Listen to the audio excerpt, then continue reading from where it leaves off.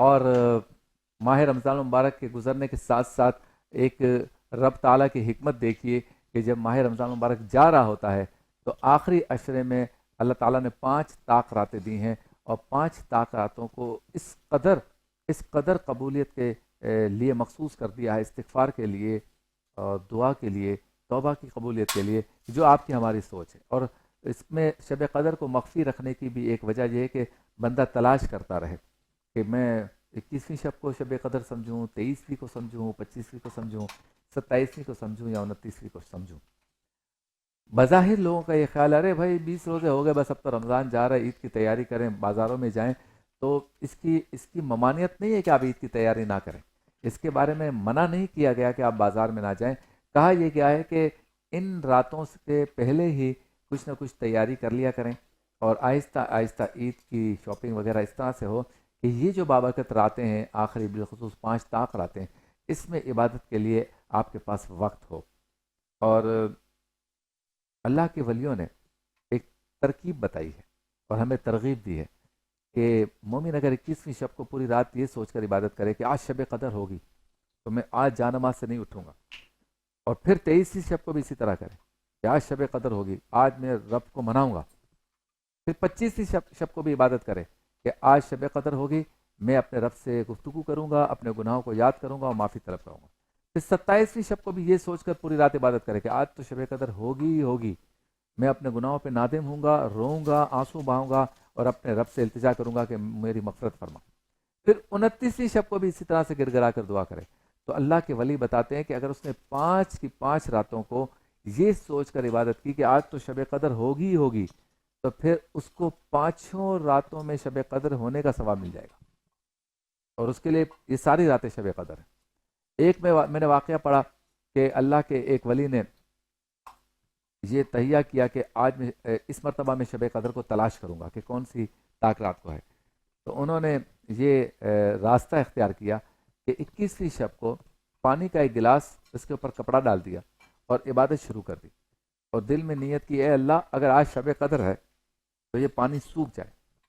انہوں نے اتنی عبادت کی، اتنی عبادت کی، اتنی عبادت کی، پوری رات روتے رہے، اور جب 21ویں شب ختم ہوئی، سحری کا وقت ہوا اور اس کپڑے کو ہٹایا تو اس میں پانی نہیں تھا، تو یقین ہو گیا کہ یہ شب قدر ہے۔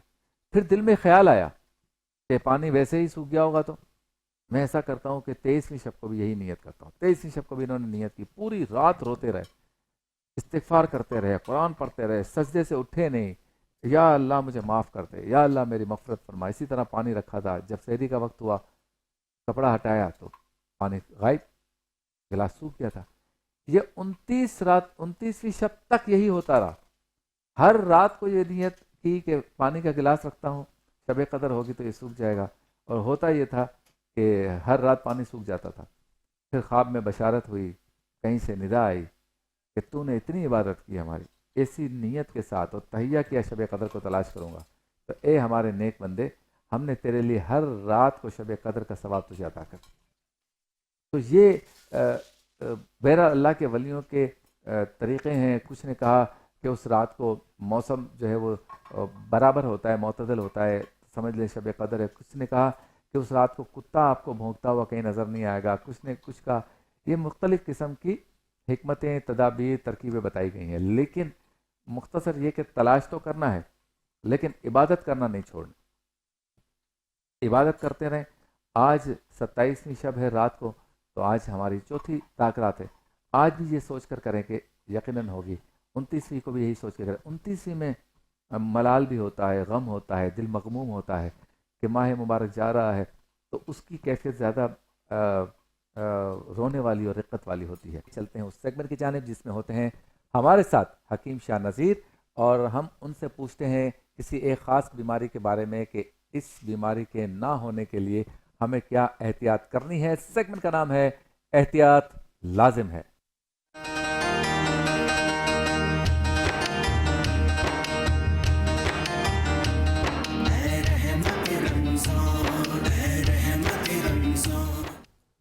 السلام علیکم، کیسے ہیں حکیم صاحب؟ خیریت سے؟ وعلیکم السلام جی، اللہ کا ٹھیک شکر ہے ہے، آپ خیریت سے ہیں؟ آج آپ بہت اچھے لگ رہے ہیں، ارے بہت شکر، ماشاء اللہ، ہمیشہ ہی اچھے لگتے ہیں، اور حکیم ہوں اور ہمیں بتائیں کہ چہرے کے لیے کیا کرنا چاہیے, بالوں کے لیے کیا کرنا چاہیے, دانتوں کے لیے کیا کرنا چاہیے, تو خود یقیناً اس کا خیال بھی رکھتے ہوں گے. اچھا, آج ہم ذکر کر رہے ہیں بھول جانے کی بیماری. سب سے بنیادی سوال یہ ہے کہ یہ جو بھول جانا ہے یہ عادت ہے یا بیماری ہے؟ کچھ لوگوں میں یہ عادت ہوتی ہے, کچھ لوگوں میں رٹا لگانے کی عادت ہوتی ہے, کچھ لوگ اپنے دماغ سے کام نہیں لیتے اور صرف جو ہے وہ باتوں باتوں میں اپنے آپ کو ایکٹیو رکھتے ہیں, اور کچھ لوگ ایسے ہوتے ہیں جو دماغ سے کام لیتے ہیں اور وہ ہر چیز کو اپنے ذہن نشیں کر لیتے ہیں تاکہ انہیں یاد رہے. تو یہ ایک وجوہات بھی ہوتی ہیں جو عادت والوں لوگوں کی, اور ایک ہوتی ہے کہ بہت زیادہ ٹینشن لینا, ہر چیز اپنے اوپر ہیوی کر دینا, باتیں سوچنا, دماغ چلنا. ان سے پھر یہ پرابلم یہ ہوتی ہے کہ انہیں پھر بھول جانے کی شکایت ہو جاتی ہے, بیماری ہو جاتی ہے. ہاں, یہ بات کرتے کرتے بھول جائیں گے, کیا میں کہاں پہ تھا, میں کیا کہہ رہا تھا, ارے ابھی تو آپ یہ کہہ رہے تھے, اچھا ہاں, تو آگے کی کہانی ہے. اچھا, ایسا بھی ہوتا ہے کہ 7-8 لوگ بیٹھے ہوئے ہیں نا, 2 گھنٹے سے ہم ساتھ ہیں, اس کا نام ماجد ہے, اس کا نام یاسر ہے, اس کا نام عمران ہے, اس کا نام فلاں, بات کرتے ہوئے آپ کیا ہے, ماشاءاللہ کیا نام ہے آپ کا, اتنی دیر سے تو نام لیے جا رہے تھے, اچانک ہی بھول گئے. تو یہ بھی عادت ہے, بیماری؟ نہیں, یہ ایک بیماری ہوتی ہے, اس میں نام بھول جاتے ہیں. بعض لوگ تو کچھ اپنے نمبرز وغیرہ دیتے ہیں, وہ بھول جاتے ہیں, پہلے تو ایسے یاد رہتے تھے. تو یہ ساری چیزیں ہوتی ہیں. نماز میں بہت سے لوگ رکعتیں بھول جاتے ہیں کہ میں نے 3 پڑھی ہیں, 4 پڑھی ہیں, 2 پڑھی ہیں. وہ بعض اوقات کیونکہ اس میں شرعی مسئلہ بھی ہے کہ شیطان بھی وسوسہ ڈالتا ہے کہ آپ نے وضو ٹھیک نہیں کیا, دوبارہ کر لو, آپ نے ایسا کہیں آپ نے کلی نہیں کی ہو, تو کہا جاتا ہے کہ وسوسے میں نہ پڑو, آگے بڑھو. لیکن اگر کسی کو بیماری ہی ہے یا کسی میں عادت ہے بھولنے کی, تو اس کے لیے تو یہ بات نہیں ہے نا, اسے تو پھر یاد رکھنا ہے. تو کیا وضو میں چیزیں بھول جانا, نماز میں چیزیں بھول جانا, یہ عادت ہو سکتی ہے, بیماری ہو سکتی ہے؟ یہ بیماری بھی ہو سکتی ہے, دوسرا انزائٹی بھی ہو سکتی ہے. اچھا, ہاں, بار بار اپنی جو جس طرح نماز پڑھ رہے ہوتے ہیں اسے بار بار ریپیٹ کر رہے ہوتے ہیں, شاید میں نے بیچ میں لفظ چھوڑ دیا, میں نے صحیح نہیں پڑھا, پھر دوبارہ سے سٹارٹ کر لیتے ہیں. یہ بھی ایک چیز ہوتی ہے, ایک بیماری میں آ جاتی ہے. اور جن کو بھی یہ انزائٹی, ڈپریشن, اس ٹائپ کی بھی پرابلم رہتی ہو اور بات کرتے کرتے بھول جاتے ہو, ایک آسان نسخہ بتا رہا ہوں, اپنے گھر پہ بنائیے اور استعمال کیجیے, انشاءاللہ مشکل میں آسان کیجیے. آپ نے لینا ہے 4 مغز. 4 مغز میں ہوتے ہیں مغز تربوز, مغز خربوزہ, مغز کدو اور مغز کھیرا. آپ اگر دکاندار کو کہیں گے نا 4 مغز دے دو, تو وہ ایک ہی مغز تربوز کا اٹھا کے دے دے گا, کہے گا یہی 4 مغز ہے. آپ کو چاہیے کہ آپ چاروں مغز الگ الگ 25-25 گرام کر کے لے لیں, آپ کے پاس تقریباً یہ 100 گرام ہو جائے اور کافی دن چل جائے گا. تو آپ نے 25-25 گرام یہ چاروں مغز لینے, کدو, تربوز, خربوزہ اور کھیرا. ان چاروں کے مغز نکلے ہوئے ملیں گے آپ کو, 25-25 گرام لیں, ان کو ملا لیں گے تو یہ 100 گرام بن جائیں گے. اور اس کے اندر جو ہے آپ نے ڈالنا ہے مغز بنولا. یہ کپاس کے بیجوں کا مغز ہوتا ہے, مغز بنولا. یہ آپ 50 گرام اس کے اندر ایڈ کر کے مکس کر کے باریک پاؤڈر بنا لیں. یہ اس کو ہاتھ سے بنانا ہوگا, یہ مشین میں ڈالو گے چپک جائے گی, یہ تیل والی چیزیں ہوتی ہیں. تو اس کو کچل لو, پھر اس کی 1 چائے والی چمچ ایک ٹائم روزانہ 1 گلاس دودھ میں ملا کے لے لو. دودھ موافق نہیں آتا تو پانی کے ساتھ لے لو, 1 ٹائم روزانہ. اس سے اور بینیفٹس یہ ہوں گے کہ آپ کی بے خوابی کی جو صورتحال ہے وہ بھی ختم ہو جائے گی, آپ کی نیند بھی بہتر ہو جائے گی. دوسرا, آپ کے ذہن میں جو وسوسے آ رہے ہیں وہ ختم ہو جائیں گے. گردن کے پیچھے جگہ کھینچی ہوئی ہوتی ہے اور گھبراہٹ محسوس ہوتی ہے, کسی چیز میں مطمئن نہیں ہوتے ہیں, فیصلہ نہیں کر پاتے ہیں, یا چیزیں بھول جاتے ہیں, باتیں کرتے کرتے بھول جاتے ہیں, یہ سب صحیح ہونا شروع ہو جائے گا. کیا بات ہے. اچھا, دوسرا یہ بتائیں کہ یہ جو بھول جانے والی بیماری ہے یہ چھوٹے بچوں میں بھی ہوتی ہے کہ ان کو ہوم ورک وغیرہ کروائیں تو بہت مشکل ہوتی ہے. بعض بچے بہت تیز ہوتے ہیں اور بعض میں یہ بیماری ہوتی ہے یا عادت ہوتی ہے, اس کا کیا کریں؟ دیکھیں, سب سے پہلے تو اس کو باہر کی چیزیں کوشش کریں نہ دیں. یہ چپس وغیرہ, یہ چیزیں جو باہر سے لے کر آ رہے ہیں, اور سافٹ ڈرنک وغیرہ ہوتی ہیں, یہ چیزیں اوائڈ کروائیں. کوشش کریں تازہ پھل جو آتے ہیں وہ آپ دیں بچوں کو.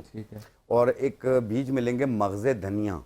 دھنیا کے اندر کا مغز ہوتا ہے, یہ 50 گرام اور 50 گرام مصری, ان دونوں کو ملا لیں, پاؤڈر بنا لیں.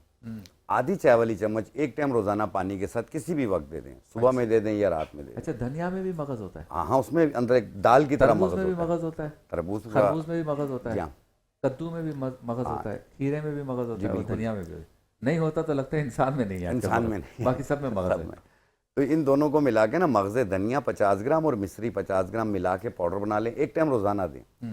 آپ یقین کریں 1 مہینہ آپ دے دیں, پپو پاس ہو جائے گا آپ. اچھا, دوبارہ بتا دیں پپو کے لیے. پپو کے لیے مغز دھنیا 50 گرام اور مصری 50 گرام, ان کو ملا کے پاؤڈر بنا لیں. آدھی چائے والی چمچ 1 ٹائم روزانہ پانی کے ساتھ. اچھا, چاہے صبح میں دیں, رات میں دیں, کھانے سے پہلے دیں, بعد میں دیں, کوئی حرج نہیں ہے. کسی بھی ٹائم 1 ٹائم روزانہ دیں. صحیح. اب دیکھیے, یہ 6-7 سال سے لے کے 14 سال تک کے بچوں کو دے سکتے ہیں۔ اچھا، ایک عام آدمی جو بالکل ٹھیک ٹھاک ہے، کیا علامات اس کو ظاہر ہوں خود اپنے تئیں؟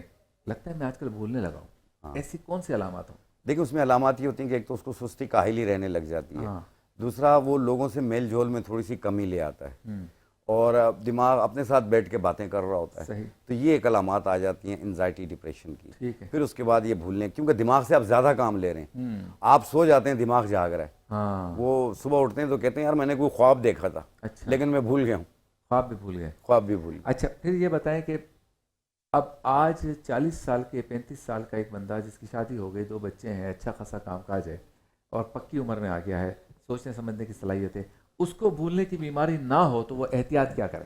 دیکھیں احتیاط یہ کرے کہ چچڑاپن کو اوائڈ کرے، کیونکہ 40 کے بعد چچڑاپن بھی آ جاتا ہے، اور باتیں سوچنا، پھر بچوں کی فکر کرنا، بچے کہاں جا رہے ہیں، بچے پڑھ رہے ہیں نہیں پڑھ رہے ہیں، باہر لوگوں میں کس طرح ہے، یہ چیزیں بھی انسان کو خراب کر دیتی ہیں۔ تو ان چیزوں کو اوائڈ کیجئے، اور کوئی بھی بات ذہن میں آئے، آپ کھڑے ہوں، پاؤں ایسے زمین پہ یوں کریں 2 بار، پھر اس کے بعد کہیں کہ میرے پاؤں زمین پہ، میرے ذہن میں جو بات آ رہی ہے وہ میرے لیے نہیں ہے، وہ کسی اور کے لیے، میں بالکل ٹھیک ہوں۔